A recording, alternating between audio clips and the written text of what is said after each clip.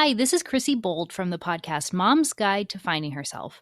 I joined the Online Business Academy for Podcasters because I needed help putting together a business that would be manageable for me to run while juggling my life as a stay-at-home mom to 2 toddlers.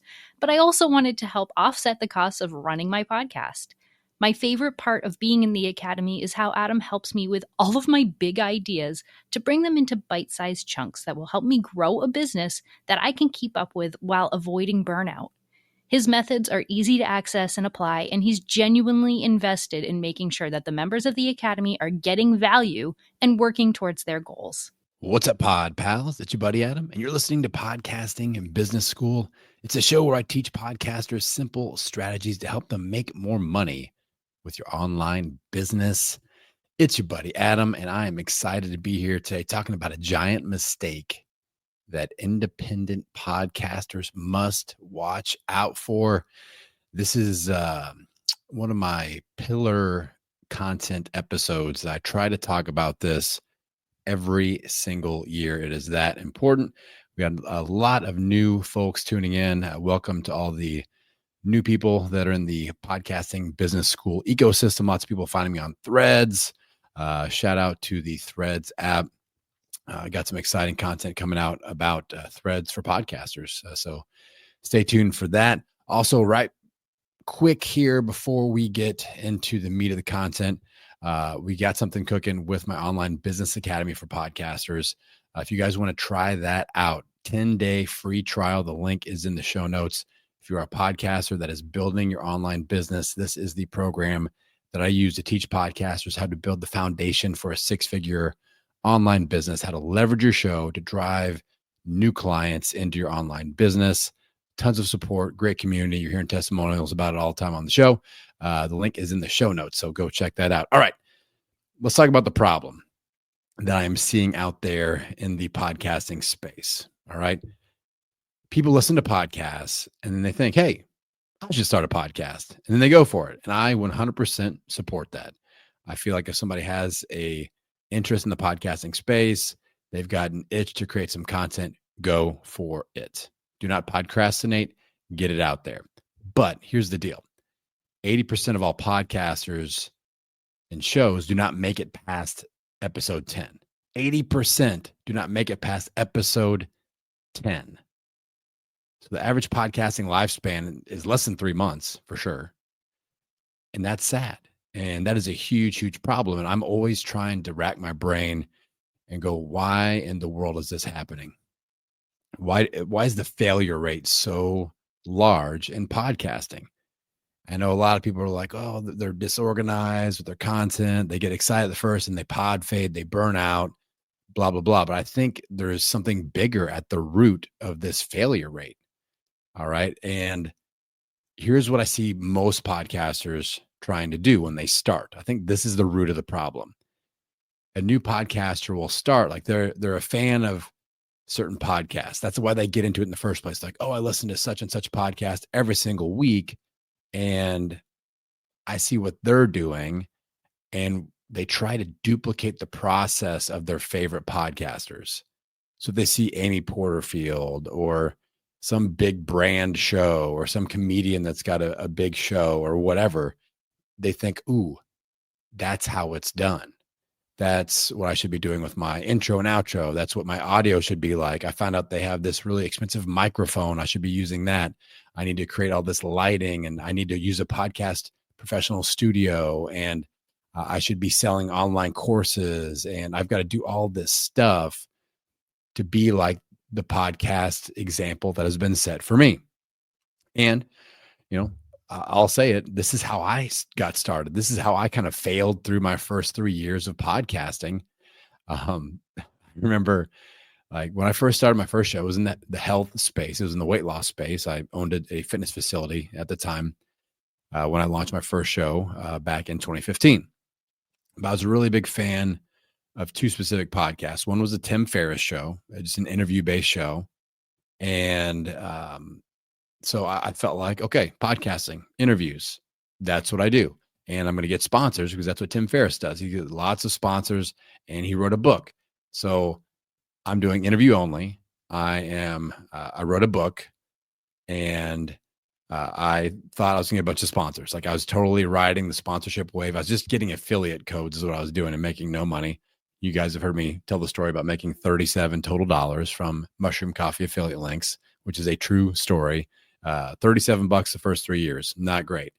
So that was kind of like me copying Tim Ferriss, and the book didn't sell. I didn't know how to promote it. I had 4 people listening to my show. Like, what am I thinking? Writing an entire book, thinking that's going to be a great monetization method to leverage my podcast audience of 4. So I made those early mistakes. I also really enjoyed a show called I Love Marketing, Joe Polish and Dean Jackson. And Joe Polish was doing all these live events and making all this money. So my idiot self, I think, oh, well, this book thing, that's not working. Let's start doing live workshops. That makes sense. I'm like way less than 100 listeners per episode.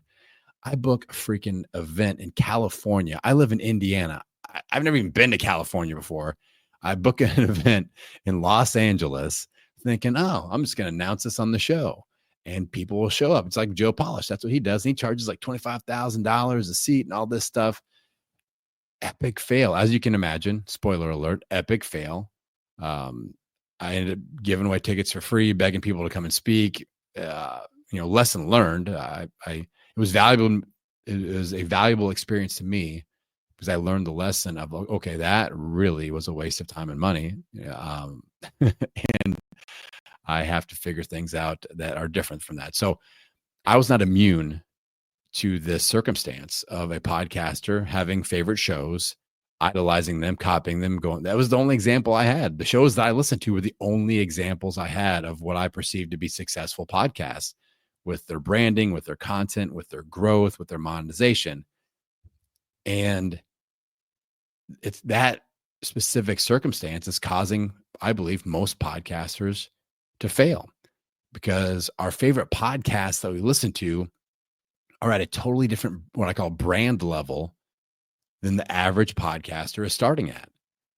And this is, again, causing this. I think this is at the root of people don't make it past episode 10 because like, we feel like we're doing all the things like, oh, I modeled my intro and outro just like Amy Porterfield, or I created this thing, this lead magnet every episode. That was another thing. I listened to Amy Porterfield and she did a lead magnet every single episode. Hey, so did I. Guess what? Epic waste of time for me because I didn't know what I was doing in creating a lead magnet. I didn't know how to market it. And I was just putting in reps. But again, that's what most podcasters do. And that's why the failure rate is so high. So we have to look at the podcast as existing in 3 different brand levels. And that's what I'm going to help you do today. All right. That's the goal of this episode, is to understand my 3 podcasting brand levels and figure out where your show is at. And it will be painfully obvious where your show is at. All right. So let's start to dive in here with a little bit of education. So I think a big part of this also is like avoiding comparison syndrome, where again, we get in there and we're like, wow, Amy Porterfield is doing all these things. I'm doing all the things that Amy Porterfield is doing, but why am I not getting the same results as her? That's a term that's thrown about a lot, comparison syndromes. That's another part of this. But so let's start off at the top level, what I now call the famous / influencer status. This is where you see somebody like Will Ferrell, famous comedian, famous actor, world famous, launches a podcast. It's #1 ranked in Apple day one. And he could screw around and do anything. He called it the Ron Burgundy podcast, put his big face on there. It's like all the stuff that I tell independent podcasters not to do. And they're like, but Will Ferrell. I'm like, yeah, but Will Ferrell is freaking famous. All right. Huge audience, huge face recognition, huge name recognition. Apple promoted the heck out of it. All right. We can't base our content and our content strategy, our business strategy, our audience growth strategy off of a famous person if we are a not famous person. Now, I also added influencer status into this. I think if you've got tens of thousands or hundreds of thousands of Instagram followers or a really large email list, or you've got a big following on TikTok or any social media platform, then you kind of fit in this category too. It's almost hard to screw up a podcast launch or growth or monetization. It's going to come naturally. I'm going to give you an example of somebody that's kind of newer in my world. She's been on the show. I've been on her show, Abigail Pugh from the Abigail Pugh Show. All right. She has over 100,000 followers on Instagram, and she has earned every single one of them. Amazing content creator. I have great respect for her. We're friends now. We're pod pals. And she's in this, what I would call influencer status. So she launched her show and it is doing mega numbers. All right. And like I tell people, like, don't name your show your personal name because we need keywords in there. And you can see Abigail's show is called the Abigail Pugh Show. So 0 keywords in the name of her show, but she's still killing it. Why? Because she's got this giant brand that she's, again, worked super hard for. She deserves every download that she gets. But we can't go, oh, this is what Abigail does, so I'm going to have my art and my name of my show exactly like that. If you have 0 Instagram followers, not going to work. Different brand level. We have to realize that. So if you aren't famous, if you aren't at, tens of thousands or hundreds of thousands of followers on a certain platform, then we have to do something different. And these next 2 brand levels are going to be much more relatable to the majority of the listenership of this show. All right. The middle tier, the next one down, is what I call the 1,000 true fans zone. And with this, usually you've got 1,000 or more, usually between 1 and 5,000 email list subscribers, or on one social media platform, you're in that 1 to 5,000 zone. This is where I live. All right. This is where I live and make money every single year. All right. I'm in the 1,000 true fans zone. My email list is like 3,200. My social media following hovers around 3,000-ish. All right. Very similar to my email list size. So this is where I live. And I'm a living, breathing example. And I feel like a lot of you are close to this or could be in this very easily. And that's why I believe, the tips that I give in this show are very valid for most of you. Again, the issue is most of you are looking at these big brands. That's a totally different level than what you're operating at. And we have to fix that. So we have to act differently.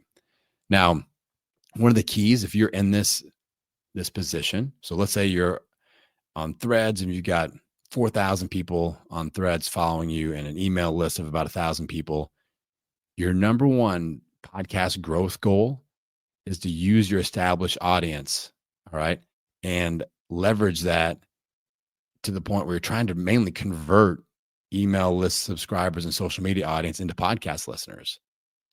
I talked to somebody once that had a very substantial email list. I'm like, your number one job right now, if you want to grow this podcast, convert email, give your email list a reason to hop over and start listening to your show.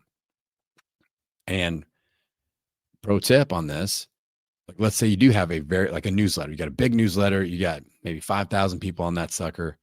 And some people don't consider that big. I would. So you get 5,000 people on your email list, on your newsletter list. If your podcast content and newsletter each week are kind of like a regurgitation of the other, they aren't going to want to do both. Why would somebody go, oh, I want to read this newsletter and also the podcast that's the exact same thing as the newsletter, or vice versa? They won't do it. So we as content creators, if our job is to convert email list subscribers or TikTok followers, we have to look at that content and go, what am I giving them there? Why in the world would they want to listen to my show? Also, give them a reason. It can't be the same stuff. Maybe it's, your email list is deep dive information you're teaching there, and your podcast is mainly coaching episodes or whatever. TikTok is short form content. Podcast is long form, deeper dive on maybe even different topic. Like with mine, I make sure now that my weekly newsletter that comes out on Thursday, hit that subscribe button, and my podcast comes out every Tuesday are on totally different topics. If you guys didn't realize that, you're missing out on that newsletter. Every Thursday, it's different than what is coming out today on Tuesdays for the podcast. It's not just a rehash or regurgitation of what happens on Tuesday. Totally and completely different. I even tried to pair it up so that it's very purposefully different. If I'm talking more podcasting strategy here on the show, I'll talk more business strategy on the newsletter, or vice versa. More of a business-based episode on the podcast, more podcasting tips on the newsletter. Complimentary stuff, totally different. So if you're in this 1,000 True Fans zone, you got to think, how do I convert Instagram followers into podcast listeners? How do I convert email list subscribers into podcast listeners? All right, business focus points at this. I think you got to go full throttle with email list growth, because email list growth equals monetization. I think if you don't have one already, this is a great place to create a signature offer. So if you already have a coaching consulting offer, how do we level that up in price and in value into a signature offer? I think this is a great point to do it. I think these people need to look at starting to create recurring revenue streams. So if somebody graduates your coaching offer, do you have a container that is a group coaching cohort that they can graduate into? All right. So those are some business focus points.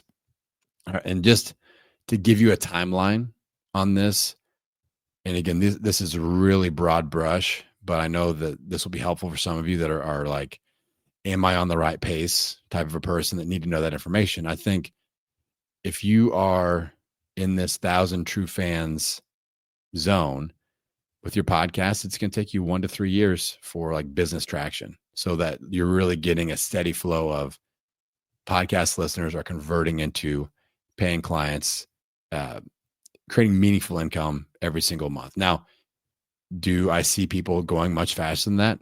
Heck yeah. Like, that's why I have the whole online business academy for podcasts. The whole goal is to get people going through this faster.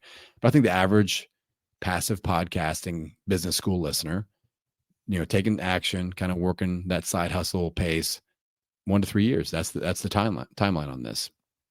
All right. Let's start at the base level now. All right. I call this the 000 podcaster.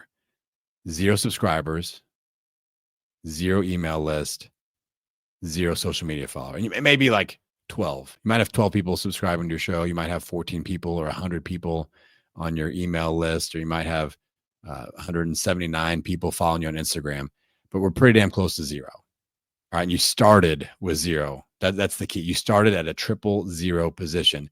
This is where most podcasters start.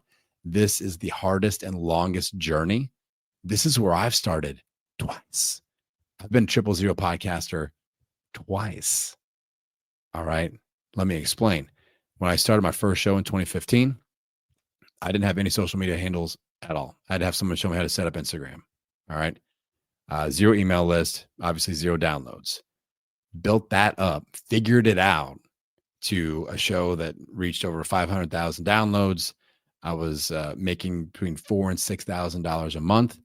And I ended up selling that entire brand, grew the Instagram over 10,000, grew the email list over 10,000. I started from 000 and saw success. Then I was so pumped up about all that, I decided to start from 000 again for some reason and start a business show.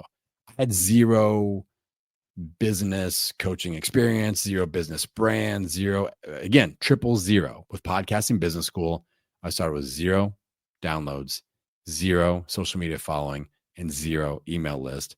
And we built it up again. Like, we're going to cross 600,000 downloads this year, doing great with monetization, building a thriving community, the whole thing. So don't despair if you are in the 000, even the 1,000 True Fan zone, because I've done this freaking twice with totally different brands, totally different niche of brand and podcast. So you're in the right spot. All right, I think I can help guide you through this. That's the good news. So if you're in this 000 position, some things to focus on from a growth focus point standpoint. First thing, you got to have your SEO and your keywords dialed in. Your name of the show.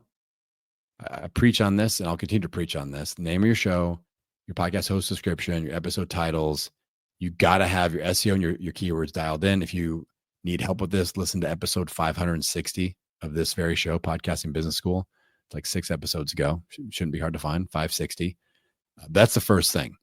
If you decide to have the Cutie McCutie Pie named podcast, good luck. Try making it to episode 10. You probably won't. Or you're going to make it to episode 100, even worse, and you still have 4 people listening to your show and you're not making any money. That's called you just wasted a year of your time or more. All right. So must have your SEO. It's a must. If you're starting at 000, You cannot name your show like a huge famous brand, period. Huge mistake. It won't work. All right. Second thing, consistent weekly content. We have to get you good at creating content. You can't show up to the gym and work out twice a year and be in shape. You can't create good content without getting reps in at content. I posted something on Threads. This is related, but I posted something on Threads about ChatGPT that's lighting people up. I said that using ChatGPT may make you look and feel like an expert, but it could actually be holding you back from becoming an expert. If you're using it to create all your content, if you're using it for ideas and show notes and stuff like that, not a big deal. There's a lot of people saying, ChatGPT, create my content for me, and I will post it as if I wrote it myself or as if I created it myself. Those people aren't learning. If you're starting from a 000 position, you need to learn, you need to improve, you need to get better, and you need to be hungry to do so every single week. Period. So I think the best way to do that, consistent weekly content. You show up for yourself and for your audience of your content. Your audience will keep showing up for you, and you'll get better every single week. Third focus point for a 000 podcaster is the 72-hour promotion window. Each episode, promote your episode strong for 72 hours. My goal for all my clients, 5 unique assets in 72 hours. I did a newsletter deep dive on this a couple weeks ago. Another reason to be on the newsletter. Boom. The last thing you really have to focus on is relationship building. You got to get connected. You got to connect with your audience. If you have guests, which I do recommend about a third of the time, you got to get locked in with them and leverage those relationships. And you got to get connected with peers in your space. When I first started attending workshops and I started going to podcasting and online business events, I started joining group coaching programs, masterminds. My brand started to take off. As independent podcasters, as solopreneurs, if you sit in your basement and just create content in this like personal silo, you're missing out. All right. You got to get out there and you got a relationship build and learn from others. And that's going to elevate you in your game. Business foundation focus points. Next topic for a 000 podcaster. Got to start building your email list. Like day one. My number one recommendation for building your email list is start a newsletter. Again, independently valuable content. But, what I like to do, here's a little pro tip. If I put out a podcast episode about 8 to 12 weeks later, that'll be the topic for my newsletter. I've already got all the notes. I kind of just have some different thoughts. Me doing audio, I chase a lot of rabbits on the audio version. I stumble around a little bit. I have different energy level and flavor with the audio. When I sit and write something, it's a lot more like thought out and more deep divey and more very specific and tactical. So even if somebody listens to my episode, then 12 weeks later, it's the topic of my newsletter, they get a different feel, they get different results, and people learn in different ways. So anyway, anybody can start a newsletter, and there's a lot of different ways to do it. I'm going to have some more content coming out about newsletters specifically. I've got some great guests coming on talking about email marketing newsletters as well. So you're going to learn on this topic. If that's a topic they're like, ooh, newsletter, that's a challenge. What do I do? I got you, pod pals.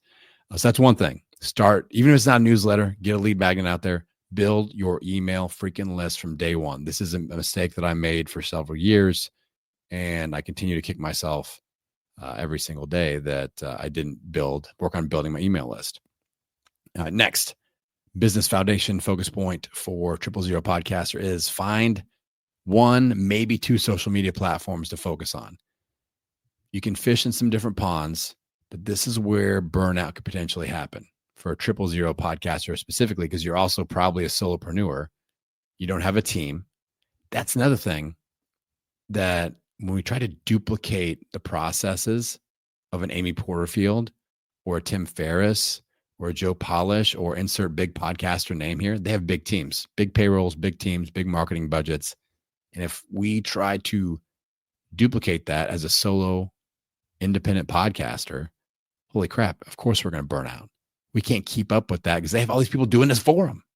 And they're probably all using GPT as well. So they've got all that stuff leveraged, and we don't have that as independent podcasters. So I recommend trying to find 1 to 2 platforms that we can really dig in deep with. Like, okay, I'm getting some traction. I enjoy being here. I enjoy creating content with this, and people seem to enjoy creating content or reading my content or consuming my content.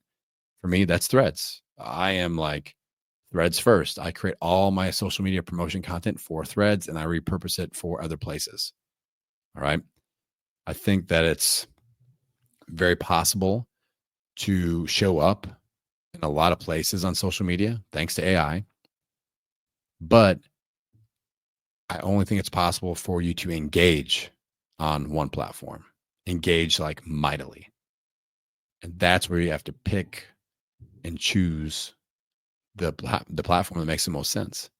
And for me, that's Threads. I post on there. I get followers every single day, hundreds of comments, and it just works extremely well. And I love creating content for it.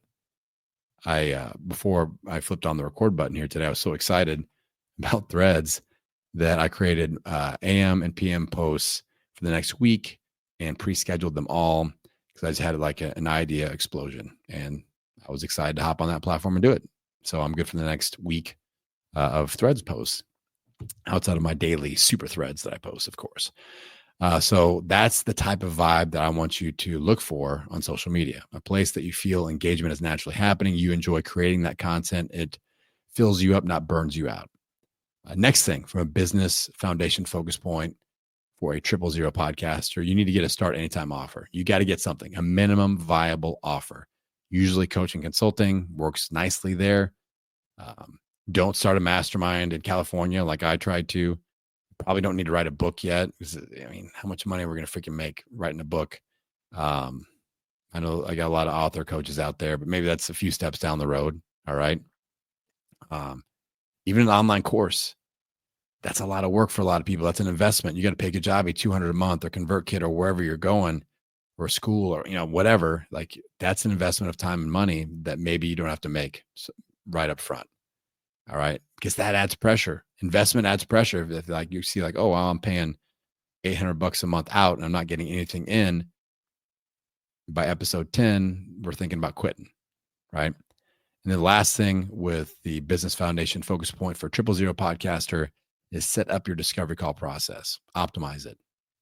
All right. This is a big, big focus point inside my online business academy for podcasts. I have a whole freaking training module. People just slap a Calendly link together, and there's so much more that you can do. Somebody gets onto that. We have to optimize the time of, oh, I want to do a discovery call to we're actually doing a discovery call. We have to optimize the onboarding process. We have to optimize the process itself, especially if you suck at selling like I do. Like, I teach my clients how to sell if they suck at selling and don't really, it's kind of like abrasive. I got you. That's how I am too. I don't sell. I just show up for discovery calls and people are primed and ready to buy. And that's a very important part of the process. Now, if you're a 000 podcaster, let's talk about this business traction timeline. All right. We're looking at 2 to 5 years. Are you willing to put your head down and put in consistent work on content, growth, monetization, the whole deal, learning, investing time, money, and effort for 2 to 5 years? And if you aren't sure about that, when you get into this, your why behind the whole thing, the big capital WHY, must be greater than the combined force of all the why nots. All the why nots happen all at once. It's tough. It's harder than you thought. You're not making money. Your audience isn't growing like you thought. You're not getting those sponsorships. You're having trouble keeping up with your content. Your marketing isn't working. You've tried a few things. Nothing's working. That was me for 3 years. All right. It took me 3 years to start making money, 5 years to make full-time, jump into this thing full-time kind of money, but it changed my life.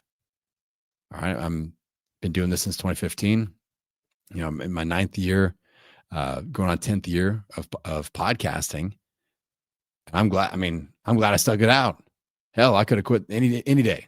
You pick a day in that first 3 years, I thought about quitting, but I didn't because I saw it.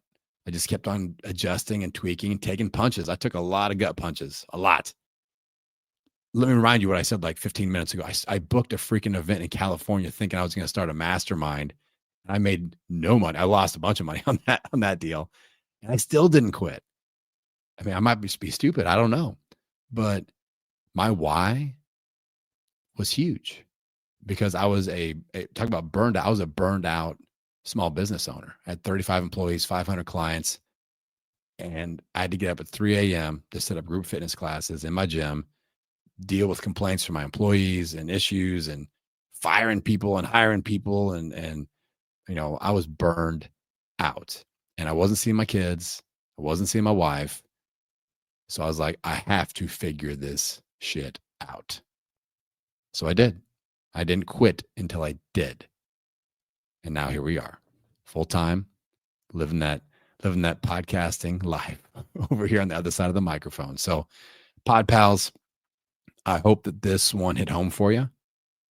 I hope that, again, most of you probably are in that 000 or the 1,000 True Fan zone. Take my advice, take those strategies and start getting to work. All right. If you use a little help, a little bit of mentorship, we'd love to have you try out the online business academy for podcasters for free for 10 days. Come dip your toe in the water and let me show off. Let me show you what everybody's talking about, why we're getting such great results. Let me give you a taste test of this community. I'll take you by the hand. I'll walk you right through it. All right, Pod Pals, that is it for today. I am very excited about the content we have coming up. I appreciate you supporting the show, whether you obviously listening to the show, supporting my newsletter that comes out every Thursday. I just really, it means a lot when you consume any of my content. I just want you to know that it means a lot because I went through the desert those first 3 years. I wandered through the podcasting loneliness desert for 3 years. And the fact that anybody listens to my show, I still consider that a great gift. And I'm very grateful for that. So thank you all.